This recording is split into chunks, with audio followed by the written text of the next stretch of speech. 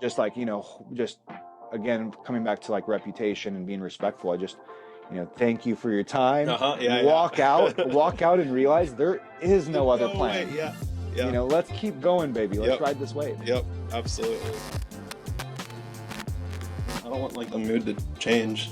Like when the camera starts. Yeah, like we're just continuing our conversation, I feel like. But no, like you've been somebody that we were introduced a few months ago, and we've connected here and there, and I've just seen a lot of the things that you've been up to, and it's really neat. We're about the same age. I think you're a little older than me, and Sure. yeah, I think so. What are you? 34? Me too. Yeah. Nice. So, but it's really cool to see someone in my age just crushing it, being busy, staying busy, having big goals. Not only just talking the big talk, but also backing it up with action. Yeah. And so that's what I wanted to do, is kind of sit with you for these few minutes and just get a little bit of your story and, just learn from you as much as I can. I'm trying to document these conversations as much as possible.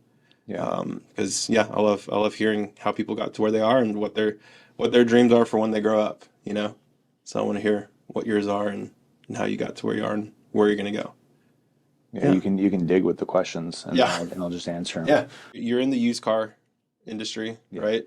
What's been the biggest headache that you've had to deal with in having a used car dealership? What's something? Man, that's a great question. There's so many. When you ask that question, are you wondering like what would someone not coming from the used car industry like, or someone wanting to start a car business maybe? What would be their headache? Or Yeah, I guess for me it's like, because mine's totally different. When you're being in the game industry. that long, the headache is you start to understand big picture. There becomes so many. I think the first one that people are going to run into is capital. Where do they find capital in order to fund a business like this? Because, for every loan that we put on the road, at this point we put at least 100 loans on the road every month, and every single loan will cost us $10,000. So you're talking about $1 million that you're putting on every single month. every single month. We're loaning Holy $1 million. cow. Yeah. So when you're lending $1 million a month and putting that on the street, imagine your cash flow out. So we had to grow our business to where we were able to do that. And you have to either leverage capital, like leverage debt to do that, or you wait for your cash flow to build up. And, in the beginning, I waited, and then I was like, okay, this is really slow. When you put 10 loans on the road and they're paying you $500 a month, It's 5,000 a month. 5,000 a month coming Yeah. in, and you're like, all right, got 5,000 a month. And you're like, wait a minute, I got to buy a car that's $5,000. So you can only buy one car with that $5,000 Oh coming in. yeah, you can't be adding more to the lot, Exactly. Yeah. So what do? If you didn't come from money, you're going to have to borrow money, and that's what I did. So either borrow money or wait. Right? Yeah, That's your two I options. borrowed money, and I learned how to leverage debt. Wow. And dude, it was scary, man. My ass was on the line. But the cool thing about it is I was so young. When you're doing this, you're 24 years old. I was 24 years old when I got into leveraging debt. Yeah. What was that? What was that first loan like? What, you don't have to give me like an exact number if you don't want Yeah, to. yeah, But yeah. what was like that? What was that experience like, being like, holy shit, like this just hit the bank? Yeah, borrowing money from an actual lender versus like family and friends. I had done family and friends, at the age of 19 to build my TV business. Yeah. To be like, give me capital, like startup capital Yeah, to start, yeah. right? But when you're going legit and you have to provide financials and a track record, and banks are not approving you, in order to borrow money at that point, you have to borrow money almost like hard money. You have to borrow money from specialty finance companies, from lenders who are taking more risk than a bank would because you have no track record. And when you do that, your effective interest rates are like 20, 30, 40%. Oh my God. So you're literally signing away your life and You're saying, like selling your kidneys, like giving Yeah. your house or something, I mean, right? that's basically what it is. Yeah, Jeez. exactly. And at the time, I didn't have much to lose. So it was like, awesome. Like, what's the worst that's going to happen, You'd right? probably be in the same position you were. Like, yeah, you didn't have a lot to lose. You'd be in the same spot you were in. Yeah, So. and that wasn't my mentality. I was like, I'm going to make this work because Yeah. reputation's everything. In fact, so the first loan that I ever had, I think it was like the line of credit that I had was like $500,000, and that's what started the business. You leverage that, right? Yeah, That's where you started. leverage Yeah. that, and when you're selling at the time, I think I was selling like maybe 40 loans a month for $5,000 cost each. So I was putting on the street $200,000 a month. And so after, 6 months, that's $1.2 million after 6 months. And so I can't, you just did the math right there. So that $500,000 only lasts for about maybe two and a half, 3 months. Yeah. Right.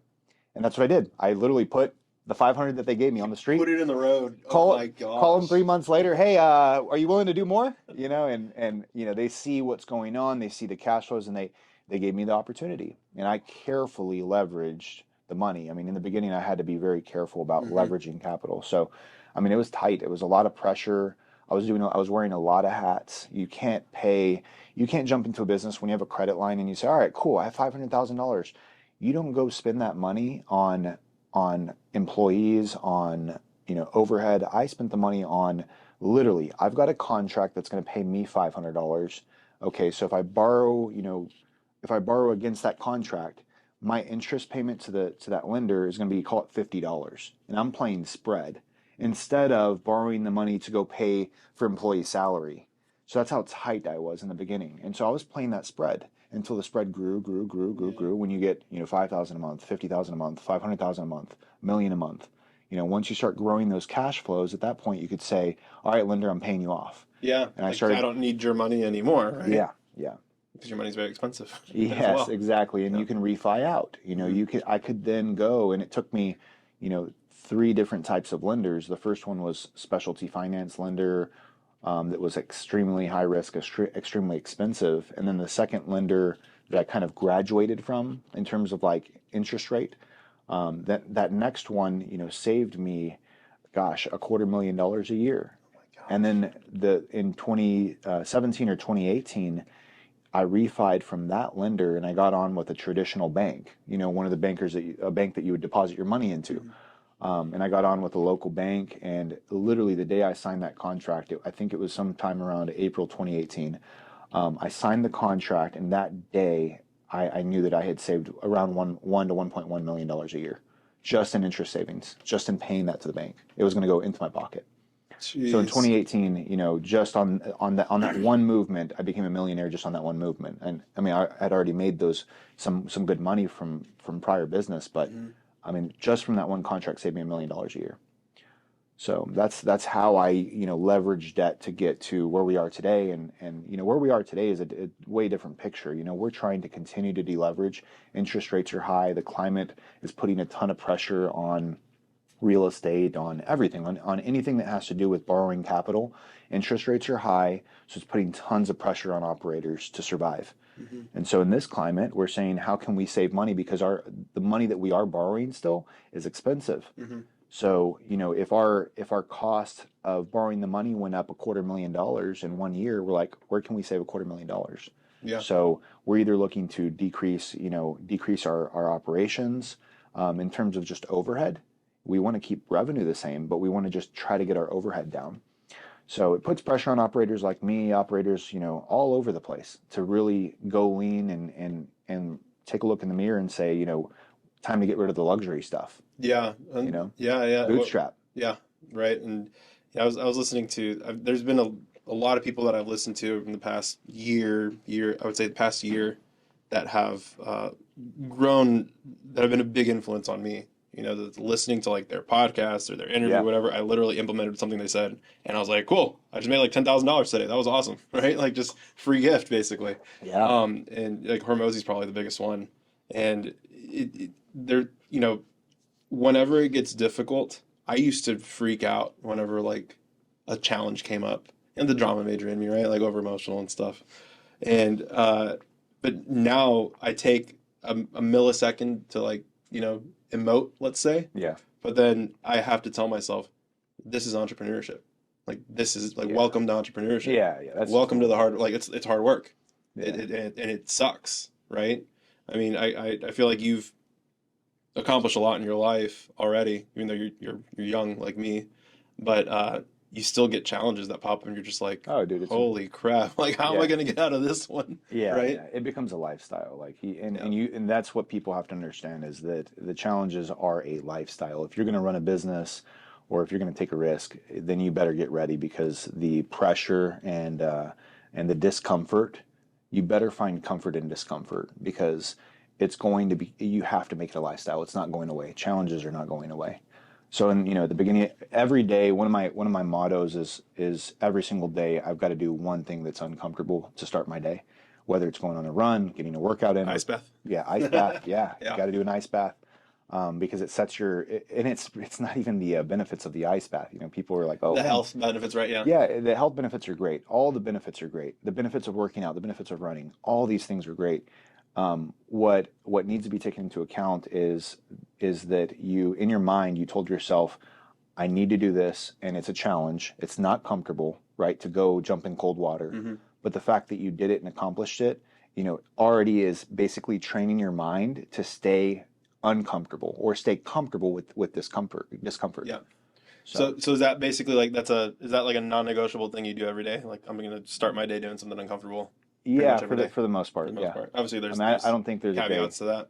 Yeah, I don't think there's a day I take off for it's been a while. Wow. Whether it's an ice bath or a run or a workout, just start my day like that. I start my day with my son, Yeah. and typically he wakes me up because I'm lazy in the mornings. Awesome. But once he goes with Nana, I'm like, all right, let me go get my workout in, or go hit my ice bath, or go on a run, and get my mind right, so I can go, hit the day hard. Attack the day. Because like you said, when we were young, those challenges, it's like, I don't deserve this pain, like Yeah. the world is so tough and unfair. It's just, you don't. Welcome to life. Yeah. Yeah. That's probably been the biggest growth for me has been just embracing that this is difficult, and that, because I was like, I could have been to where I want to be like 5 years ago. And Yeah. I can tell you, like yesterday, I was in this office for 15 hours yesterday because work still needed to get done. Yeah. And where I'm at this point in my life, which is, it's a little late it's a little late, but who cares? Because It's never late. It's never late, right? So young. Is 2, sometimes 3 days a week, if it calls for it, where I will not come home until I feel like I've done everything that I possibly can, that if I do more work, it would actually be a harm or a hindrance to Right. progress. Because, your brain gets foggy, all that stuff, and like putting more work into this thing or that thing is going to actually make it worse. Like, that's when you've gone too far. Right. So pushing that limit, that's something that I've been doing like 2 to 3 times a week now. And what's crazy is, and it's like, it's so simple, right? Like 3-4 months, no results. I'm in the 5th month now, and like, I guarantee you I'm getting leads coming in right now. Just people who referred, or cold DM that my interns are sending, or something like that. Right. It's happening now. And it's like all this compounding effort that I put in, Yeah, man. finally paying off. And, new me is saying, I'm doubling down. Yeah. Tripling down. I'm going to keep going. 90 more days of this, 100, Yeah. And so that's been, you seem like you're not, you seem like you hustled with the TVs early on in your life. Like, you've hustled a lot in your life. Yeah. And so going back to like those TV days, like, what did you have a passion for TVs? Did you just want to sell something? Was it just Dude, like, you know what? what was the, I tell my nephew, and I tell the younger crowd, the younger generation, because they'll ask the same question, and I believe it's kind of built within our DNA. I mean, I believe that we're born with certain DNA, and those mindsets are developed really early. But there's a fact of life: pressure creates diamonds.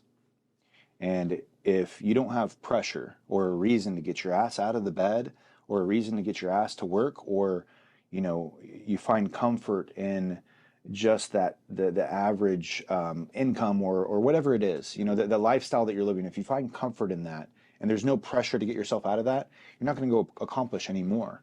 And so I found myself at the age of 19. I had just quit baseball. I had lost my scholarship in college. When I quit baseball, I lost my scholarship, and I knew the choice I was making. I just knew that had I pursued baseball, I was going to end up on a bus. I was going to end up playing single A, double A baseball at best. Yeah. There's certain talents I just did not have naturally. And I painted a picture for myself. I called my dad at the time, and I said, "Dad, I'm quitting." It freaking broke his heart, because that's what he believed I was built for. you're going to be a pro, or you're going to be a big, Yeah. you're going to do something with baseball. Yeah, and I found myself without a scholarship for college, so I needed to pay for college, and I get back to my apartment, and it's time to get a job, and I'm at my apartment, and I'm looking around, I'm like, dang, and the first thing, I don't think, oh, let me get a job. I was thinking, okay, let me get a TV because my apartment's empty. So I needed a TV, and literally, like I go on Craigslist and I find a deal, and at the time I didn't know about buying and selling stuff. I just knew, I'm naturally, I think from a young age, I had always seen like my dad, buying and selling cars. I saw him do that with classic cars, so I was always kind of understanding pricing and Hmm. market for items, and so I looked very carefully for a deal on a TV. Found a deal, bought it locally in Corpus Christi at the time, brought it back home, cleaned it up, and I was like, you know what, that thing, I bet I could take better photos. I bet I could sell this thing. And so I literally relist it the same night. I sell it the next day. I think I made like $150. I always forget because I've told the story so many times. Yeah. But I made a profit. And at that very point, at that instance, I realized, okay, how many hours would it take me to make that money at a job? Okay, how much money do I need to make to replace a job? And this is what I Oh, tell you were doing the math I then. was already doing the math because I did not want to get Wow. a job. Yeah. So I tell my nephew and guys that are graduating college or going to college, Hmm. guys that are leaving high school or girls, it doesn't matter, young kids that are leaving high school or leaving college trying to figure out, well, how do I start a business or how do I not get, forced into corporate America? The answer is replace the job before that salary becomes something you depend on. Yeah. So at that time, when I was doing my calculations, all I needed to survive was like $800 a month. Right. So if I could make $800 a month to pay for my apartment, to pay for my gas, for my food, Flipping what, 4 or 5 TVs a month? exactly, man, What TV a exactly. week? You do the math, I did right? the math and I Yeah. literally went out and tried to do it and boom, I did. And so I did not have to get a job. You're just, this is odd. Like, this is great. Yeah. Yeah. So Yeah. I talked to these kids a few months ago about being a creative. I said, like, I mean, you're the most, you're all social media experts in your own way. You find a relative or a friend's parents who own a business who aren't active on social, and you just say, "Hey, I'll manage your social accounts for like 300 a month. I'll yeah, come in like once a week, shoot a bunch of reels, edit them for you on my phone, post them for you. Start getting business there. Boom, they're going to refer you to two other businesses. Those are the ones you charge 500 a month, right. which isn't a lot for them, but for Yeah. you, I mean, you can be an 18-year-old making 1,500, 2,000 a month, managing three, four, five businesses' social Yeah. accounts. The opportunities are even greater today. It's wild today. Even easier today. Video editing, you Yeah. can do social media, photography, graphic design. I mean, and yeah, you do the math just like you said. I mean, you have college kids making 40, 50, 60 an hour now. So Yeah. they're making full-time money, working part-time. But yeah, the opportunities now are absolutely ridiculous. And so, okay, so then another question that I was thinking about before this was, what's the why for you with all of this? Like, do you want to be selling used cars forever? Do you want to go back to flipping TVs one day? Like what, and like Yeah. what is it that, It's a great question. that like, that pushes you to get out of bed every day for what you do? Man, that's a good question. At first when I was young, I didn't have a family. So why was I doing it? I was doing it for freedom, for freedom. When you're 19 years old, you don't want to work. I mean, man, you can go back to being a 19-year-old kid. Nothing was cool about having a job. And I mean, I just never thought that having a job was cool. Never thought that working for a company was cool. What was cool was doing, the things that I grew up doing, fishing, hunting, playing baseball. Those were the cool things. Doing things that you love, having time to do the things you love. So you nailed it. It's having freedom to do what you love. And I think that, if you take that and you just kind of go, you take that purpose, throughout all the seasons of your life, Mm-hmm. then it will align with each season. So the freedom to do what you love. My season of life right now is I have a young son. I'm building a family. I love my wife. I'm like just cherishing these moments right now because Yeah. we're just creating memories, and I'm not able to do that unless I have my business, stabilized. Unless I Right. have the opportunity to actually run my own business. If I'm working for a company, it becomes very hard. Right. I'm under the control of, it's a dictatorship at that point, and I'm not the dictator. Yeah. Yeah. So yeah, having the freedom to do what you love is my why, and I think that can align with so many other things that fall under that. And that was the mistake I made in my 20s was I had fun in my 20s. So I'm having to live my 20s in my 30s, Yeah. Like I wish I was you in my 20s because then Yeah. life would be, I mean, I think at the same time though, you probably have a lot of problems going on right now with your businesses, things that you have going on where I'm like, I'm kind of grateful I don't have to deal with that big of Yeah. those issues because you're always going to have issues. And I think that's something that that people. Yeah, man, when I was in college, I was grinding.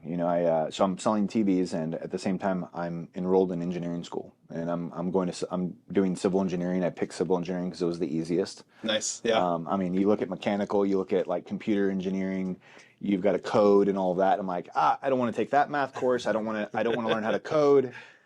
Give me the easiest one, because really I was just trying to fulfill my dad and my mom's, dream of me having a college degree. Mm-hmm. Because neither of them had a bachelor's degree. Oh, wow. So I was the first in my family to have a bachelor's degree. My mom came from Mexico. So, I was just trying to make them proud in that sense. And so starting a business was not that was not taught to me. In the that cards was for you. Yeah, that was not even in the cards. That was not even something that was spoken about. Entrepreneurship or, becoming a business owner. None of that was even discussed in my household. It was, go to college, get a job so that you can have security. Mm-hmm. And growing up, as I'm growing up, I'm like, something's wrong with that. And that's where I go back to the DNA of how we're wired. It's like, I think some people have that DNA inside them where, they're just going to end up going down this path regardless of what happens. Yeah, no, And I'm wired the same way because I don't know how to do anything else. yeah, I'm in this. Exactly. Like Exactly. there's no way out. Yeah. Just go through Yeah. it. So Yeah. I think I'm wired the exact same way. And Crazy. and the biggest thing that creates these entrepreneurs again is it's not even entrepreneurs. The thing that creates some of the best, most talented, most well-known producers, meaning you have LeBron James, who's one of the best basketball players. You have Mark Cuban, who's an incredible, entrepreneur. Look at where they came from. Look at their struggles. Look at the pressure that created them. Look at Kobe Bryant. Yeah. I'm using basketball references, but all these tremendous athletes, tremendous business people. Look at their backgrounds and where they came from. And it was pressure. It was pressure that created this. And for me, I can align with that, and I can say, oh, pressure. You can really create diamonds out of pressure because at 19, I'm under pressure. I need to make money. I need to not get a job. I really tried not to get a job, but then the age of 20 hits. I lose my dad, one of my best friends, who taught me, go to college, try to become a professional baseball player.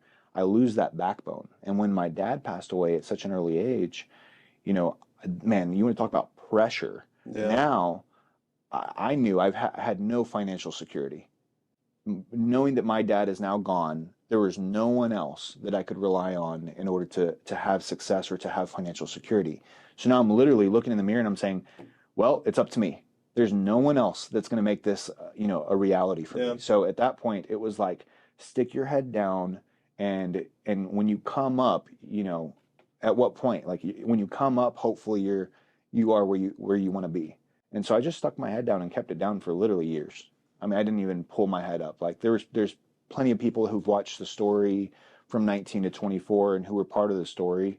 And they saw a lot of growth there and a lot of issues too, because I was working through my issues as a young man. But that pressure is what created, the crazy, just ridiculous work ethic.